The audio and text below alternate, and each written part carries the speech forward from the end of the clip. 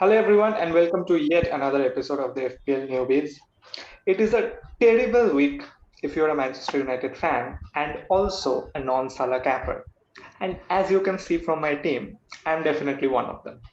Now, before going into the game week review, I will first talk about my team and the things that I am planning. Now, my transfers this week was completely based on whether United sack Ole Gunnar Solskjaer or not. Now, I was completely excited, yes, after that 5-0 defeat, that okay, Ole Gunnar Solskjaer will be sacked, someone else will come, and I'm definitely going to shift out Greenwood because there is no way Greenwood is going to play. I mean, as a starting 11 under a new manager, but as things stand, he's definitely going to be here till the international break. After that, yeah, well, it's in God's hands now. That's all I can say. Another thing that I was looking at was also the Rafinha injury. Now, Leeds played last day in the Carabao Cup, and Bielsa was asked in his presser about Rafinha, and he said that he will. Now, Rafinha did not feature in the Carabao Cup game, but when asked about him, Bielsa said that it will not affect him in the starting 11 in the weekend. So I hope he will play because obviously with the injuries of Bamford and other players, Rafinha is an important part of a team. So I don't think that if he has the slightest chance of playing, I don't think like Bielsa will just make him sit in the bench. I don't think he can afford to do that. So going by the words of Bielsa, I am keeping Rafinha. And last week when I had only the first match day had passed after Saturday, uh, even in Sunday, like before the United versus Liverpool game, I had 25 points. And I had only four players left to play. Yes, Salah was my captain, but 25 points from seven players. It was mad. I mean, my rank at that moment had taken a considerable decrease, and I was all my whole mood was ruined, obviously. And I was pretty set up on two rage transfers the next day. I was thinking about like bringing out Jota and Greenwood, and then bringing in maybe Foden and Mount in their place. And of course, that was reactionary. That was a reactionary thought. And more than Greenwood, honestly, I was more concerned about Jota because I knew Greenwood was gonna start. No, like even if he was not scoring goals, he had the possibility. And Solskjaer does not know how to play Sancho, so he will start Greenwood. But I wasn't sure about Jota's minutes. I mean, I was hoping that he may start against United, but it was wishful thinking because it is a derby, and I thought Klopp will get his strongest team on the pitch. So I thought, okay, even if the slightest chance, hopefully Jota can come on as a substitute and do something. I was beyond excited to see Jota on the starting 11 because I knew that Liverpool were going to score many goals. And to think that when I had brought Jota for the easy fixtures that Liverpool have, he did not return except in one of them. But he returns in the fixture. I did not even expect him to start now that Firmino is back. It's crazy because ultimately Jota saved my game. If I did not have Jota and just any other player in his place, if Jota did not even start, if I had like 1 point from him, even with Salah captain, I would have had a considerable rank decrease, which would have been really unfortunate. I mean, even 86 points, it looks good. But honestly, this game week with like literally everyone hauling Foden, Mount, Salah, of course, the scores have the scores have raised again beyond 100 plus, and the most common scores for most people is in that 90 mark zone. So yeah, I had a green arrow, but not so much really. The percentage change was kind of less. So after all this thinking, I mean, just one match, just that Liverpool versus United match changed my whole stance of transfer.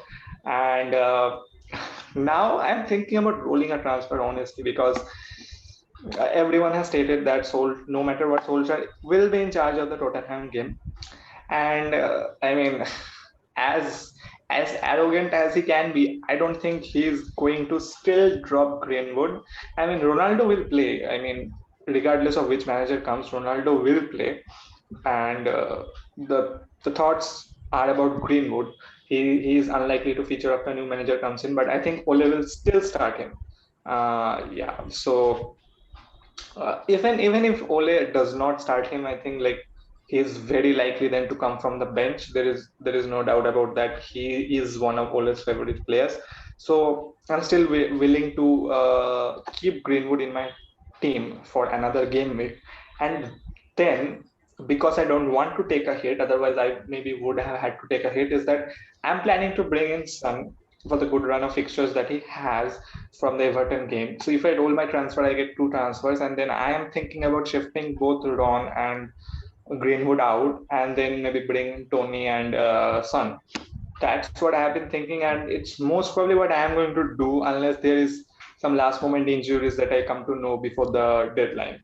So I will roll my transfers, and the team will be also pretty much the same that has been this week, unless of course Sofal can play. I can get the guarantee that Sofal plays because West Ham have been keeping the clean sheets, and Sofal has been out injured. So that is also kind of unlucky on my part. So if Sufal, I can get the confirmation from the presser that Sufal is going to play, I will start Sufal in probably in place of Greenwood because I am not sure. I mean, like I know that Ole can be very stubborn, but I'm still not sure. I mean, it will be crazy if he starts him after what has happened all these days. So going over my team, Foster 1, Cancelo 1, Chilwell 12, Diaz 2, Salah captain 48, Rafinha 1, Greenwood 1, Jota 11, Benrahma 3, Ronaldo 1, and Jimenez 5. Now defense, I mean double city defense, kind of unexpected that they conceded. I mean they have been keeping clean sheets for a while, but as soon as I bring one of the city defenders, they stop keeping clean sheets. I mean, of course, written in the stars. But I saw the match, and Brighton have been playing well this season. Have been playing really well, and honestly, the fact that even after conceding so many goals, they did not stop attacking. It looked like they will score, and Lamptey was back, and Lamptey was substituted. And I remember I had Lamptey when I made my first draft. I like him as a player, so if like he manages to become a nail starter in the team, I think I'll be looking to bring him back because he just looks so good. It will probably be in place of Duffy because interestingly, Duffy did not play in the last match. So that is something I have to look at whether he has completely lost his place because of course Brighton tried a different formation. And then Chilwell 12 points. I think it is pretty much guaranteed that Chilwell has become nailed on at the moment, and Alonso is going to be the sub in the last Carabao Cup match too. Alonso played and Chilwell came later on. So it's pretty much guaranteed that Chilwell is the starter in the league matches. Midfield, I mean, there are many fires to douse in the midfield other than, of course, King Salah. And as I said in the last video also, I mean, all those arguments against Salah captain that it's an important game, United has always managed to keep Salah quiet in most games. But I knew this was coming, and honestly, like it was a obvious move. I saw like many people on Twitter saying that Salah was not an obvious captaincy choice, but like anyone who saw United defensive numbers and how they have been licking goals in their past matches, Salah was the obvious captaincy choice in my opinion. And I mean, I thought he is definitely going to score goals, but I never thought that he will get the same amount of points as Mason Mount, which is kind of crazy to be honest. And Ben Rama again, I mean, when after I brought Benrahma, the only haul, not even a haul, the only points he has given are against Manchester United, which is also kind of ironic. But other than that, he has been quiet. The only attacking front has been either Antonio or Jared Bowen. But I'm still keeping Benrahma because I don't have any West Ham attacking assets. Since, of course, after that mistake, I transferred out Antonio. So I know he had a price drop, but it does not affect my selling price still. So maybe I will hold on to him for one more week and see what to do with him. Other than that, the front line, I mean, I was planning to like bring out Ronaldo. I mean, Ronaldo almost scored in the last game too. It would have been great if the goal stayed, but of course, unfortunately, it was offside. Jimenez, 5 points. It was okay, but the thing is, Jimenez kind of have been giving assists too much, and the goals are scored by Huang. And I hope Jimenez can get on the like score sheet soon too, instead of just simply providing assists. But at least, I mean, a return is a return. So yeah, I mean, there you have it. That's my review and my plans on my transfers. I will definitely be rolling bar any injuries. I mean, after how the Saturday went, after that 86 points, I think, I mean, like, let's be honest, it was a really refreshing sight. I mean, the last 2 or 3 weeks has been really low scoring, and having a high score, have like we both have attained like above 20 points above the average score in this week. So I think that's fair enough, decent score for the week. And about Salah is, it's interesting because Salah, even though facing United, was the highest capped player this week. So don't think that there should be any argument regarding captaining Salah even in the big matches, even in important away games. So the form he is in, I mean, people are saying that he is right now the best player in the world. So I mean his performance show that debate. So yeah, I don't think there should be any argument left regarding sticking on with the captaincy, keeping giving the armband to Salah. And I think, yeah, the Jota thing. I mean, yeah, really, Jota. I think he scored the opening goal and he also got an assist. So yeah, whenever he starts, I think he thrives more in a left wing role where Mane plays, like more than playing as a, because Klopp deploys a false nine system, and I don't think Jota really does well in that number nine position or the false nine position. I think he's better suited for the left wing where he gets more into the box and can take more shots to on goal. So I mean, he definitely played way more attacking than how he plays centrally. So I think that's one of the reason why he again hauled after so many days, I will say. So, and other than that, Chilwell again, I mean, he again got on the score sheet. I mean, in 3 consecutive matches, he scored a goal for a left back. I mean, it's kind of nailed on now that he is definitely starting Premier League and Champions League matches, and Alonso will be starting the cup games. So, yeah, I mean that's really good score. 86 without any hits taken. I mean that's a really good score. Yeah, it was it was not bad. I mean, of course, like I was massively relieved because going from 25 points to 86 points in just Exactly. one match, and on the back of two players, because I had four players in that match and only two players returned and two players did not return. So yeah, it is. I mean, it is not bad. I mean, anything for not having a rank victory. Yeah.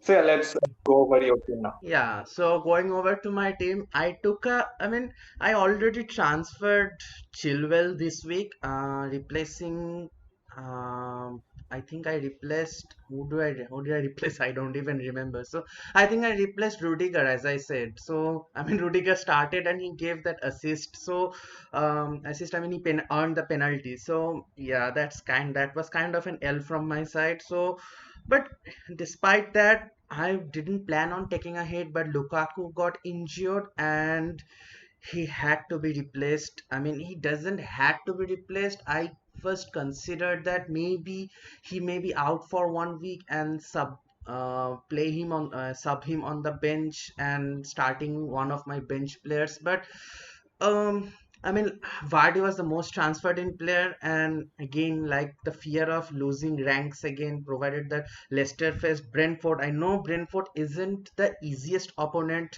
I mean, even though the fixture difficulty rate said so, but still the form Vardy is in, I thought that he will be on the score sheet yet again. And the following fixtures are also looking kind for Leicester City.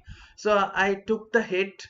against my will and got in Vardy, but that was also kind of an L because he got injured and got subbed off at halftime. I don't know if the injury is serious. Brendan Rodgers, I think before the Carabao Cup game, said that he only had a niggle on his knee, and I think further analysis are required to be done. If so, I hope that he starts because I mean a 10.7 asset. If he doesn't start next week, it will be kind of an L because as you said about the Son transfer, I intentionally had that plan of shipping out Lukaku because he isn't in the best of form and he hasn't been scoring, and bringing in Son who has really good fixtures up ahead. But again, like we saw that Spurs lost against West Ham. I mean, West Ham are in good form definitely, but uh, West Ham kind of hasn't been scoring a lot of goals. So I thought that maybe Spurs might get back into their form with the fixtures they have up front, but still they lost time. So I'm kind of doubtful now about their form. They didn't even score a single goal against West Ham, so that was also kind of a concerning point.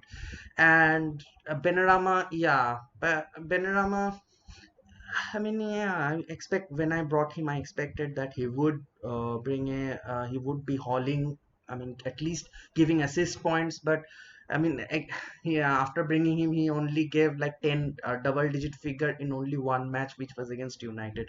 So that's also a concern regarding Benrahma and the fixtures that West Ham will have up front. It's also, I mean, doubtful that whether Benrahma can. Um, like give those returns that we expected he will continue to give. But Antonio again scored the only goal and the winning goal, and I think I initially planned to I mean, after bringing in Vardy, I also wanted to accommodate Son, so I thought that with the fixtures West Ham had, I will ship Antonio out for a bench striker who is priced around 4.5 and sub out Benrahma, transfer out Benrahma for Son. But the form that Antonio is in, he even scored against Spurs. So it's really, really difficult to now transfer him out. And I don't think it will be wise to transfer him out right now with the form he is in, even scoring vital goals right now. So I will hold on to him, and I have to plan some one way or the another to accommodate Son in this team, keeping Vardy. So let's see what happens in the future. But as for now, my point tally, Foster won. I mean, Watford, I don't think will be keeping a lot of clean sheets, definitely. But uh, the fact that Sanchez gave 4 points in the bench, even after conceding 3 goals, it's kind of now hurting. Like, I took Robert Sanchez because he's a budget goalkeeper, and that Brighton has been solid defensively, and still Sabinho kind of now hurts. Is hurting me back. Even last week, I think he gave that clean sheet, or the like more than 1 point. So yeah, but still I don't think I will be starting him against Liverpool at Anfield because Liverpool are in tremendous form, Premier League contender, and I don't think I will still be sticking with Foster, who will be facing Southampton. I think at home. Uh, Going to the defense, Chilwell, as I said, yet again he scored. Yeah, City doubled up. I mean, it was unfortunate. I mean, Brighton. It was an away match for City, and Brighton, I mean, they're undefeated. They were undefeated before the City game, so I expected that it will be a tricky fixture for City. But I didn't think that they will concede because they're so solid defensively. But they considered the penalty, and it's kind of unfortunate. They almost had that clean sheet. So let's not ponder on that. I think they will keep clean sheets in future fixtures to come. And in midfield, yeah, again, Salah, as we said, captain, 48 points, Benrahma 3. Gallagher, they faced Newcastle, and I expected at least in this fixture that Crystal Palace will do well, provided that they're playing really well under Patrick Vieira. Even uh, I mean, they almost won the match against Arsenal, and I thought that this will, and the fact that Newcastle sacked their manager, they have an interim manager right now. They are in a transition, so thought that Crystal Palace will take advantage of that, but it wasn't, and they were held to a 1-1 draw. Uh, but still he's like 5.7, so I shouldn't be expecting a lot of points from him. Rafinha, yeah, this is also interesting thing. Marcelo Bielsa doesn't like Tuchel doesn't always provide clear view of how many days a player will be injured out, or whether or not the player will start or not before, like after an injury, after a niggle injury. So Bielsa, I mean, if it's a major injury, Bielsa would have said that definitely he wouldn't be playing for this amount of time. But since he said that it's not sure that, I mean, how long is his injury, and the fact that he said that Rafinha can start this weekend. So I think I'll be sticking with Rafinha and I have a good bench. So I think I'm not really tempted to transfer out Rafinha right now, because I mean, he's the only asset in this Leeds team who is kind of playing well, has the opportunity to grab those goals and assists. So, and he was really playing well too. I mean, before he got subbed out. So that was that. I will stick with Rafinha for now, and if further analysis comes that he will be missing out for a long span of time, then we will see what can we do. And this week my forward line really helped me out. Antonio 7 points, Wang Hee-chan. I mean, Jimin Jimenez, I know he's the most likelihood of players to score, and he is the more expensive asset. But Wang, he's in good form. I mean, he hit the ground running immediately after starting for Wolves. Before I transferred him in, he scored. I mean, he already had 3 goals to his name for Wolves, and he again scored this week and got 2 bonus points. So uh, I think this is one of the transfers really hit this week. I mean, last I brought him last week, he blanked, and that was I didn't expect him to score in that match. But against Leeds, with the defense they had, uh, inconsistent defense, I expected that Wolves will score goals. But yeah, Wang scored the goal, but I expected maybe another goal or an assist. I expected Wolves to win this match, but Leeds really played well in the second half and got that 1 point. Still, Wang gave 8 points, and the price he's going on 5.6. I think 8 points from him is really welcoming for me. And Vardy, I mean, it was a disappointment taking a hit for him. I mean, I could have easily then subbed off Lukaku for this week, and I could have avoided the hit. So all over, it's 86 points, game week points. But if I considered the hit, it will be 82. But yeah, it was. To think now, it could have been avoidable. I mean, provided that Vardy only gave a single point, so it's kind of a loss. But I will not complain too much, because I mean, since I took the wild card, I didn't have the best of game weeks for 2 straight weeks, and finally it paid off. And 86 points are really good. And let's see what happens next.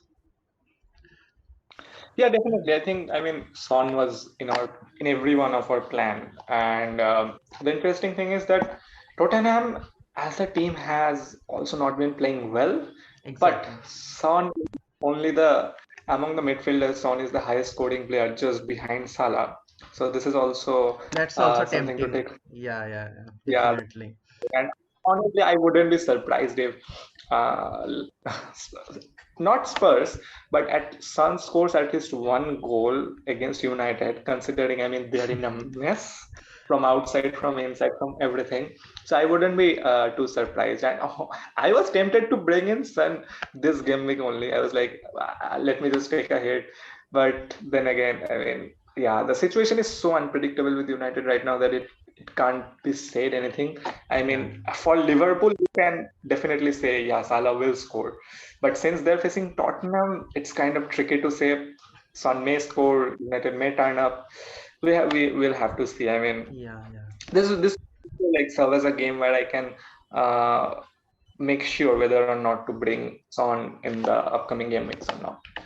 Yeah, so the So transfers I'm planning right now. So I will be shipping off Alonso. I mean, it's time that he goes now. I mean, I waited for 2 weeks. I thought that Chilwell might get rotated, but it didn't happen. And I think I will be shipping off Alonso. And interestingly, I'm kind of in a dilemma because I want to bring Trent back, but at the same time, double. I mean, it wouldn't make a huge difference bringing Trent back and starting Rudiger, Chilwell, Diaz, Cancelo because I will be having double up defense on two teams. So even if Trent hauls, I mean, he has every opportunity to haul provided the fixtures they have now, and even if he hauls, if I get at least a clean sheet from one of these teams, Chelsea or City, I mean, if both the teams give clean sheet, that will be a, I mean, huge boost. But if at least one of the teams give clean sheet points, I think that will cover up for Trent's haul if he indeed hauls. So I mean, yeah, I mean, in a kind of dilemma. So I think the more obvious transfer I'm going to make is Alonso for Rudiger. But I can change my mind in the last moment and bring Trent for Alonso, which I think I can afford right now.